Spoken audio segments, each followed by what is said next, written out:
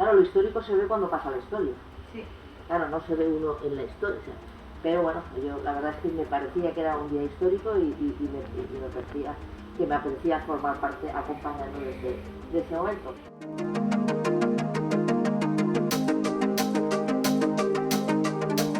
A los hijos de vuestros hijos o a los sobrinos de vuestros sobrinos, la primera señal que se puso del Camino del Santo Grial una vez Valencia fue ciudad jubilar, y estuve allí.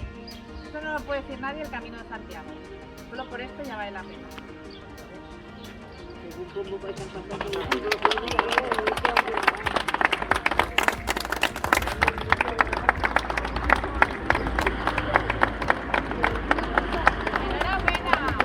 Enhorabuena, esta es maravillosa.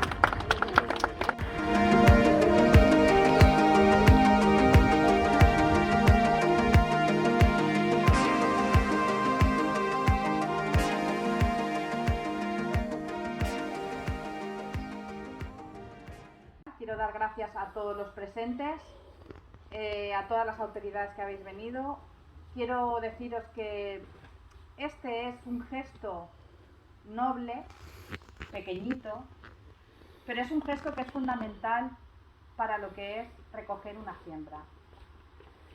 El camino se hace andando y la huella que está dejando este señor alcalde con su iniciativa no es otra huella que no sea amor por su tierra y ganas de verla en una prosperidad y en un desarrollo que ahora en la presentación del PowerPoint entenderéis todos los presentes esa dimensión que coge este camino. Muchísimas gracias.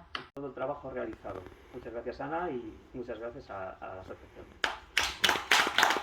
Cáliz bendito que España atesora, que hoy celebramos en este casar.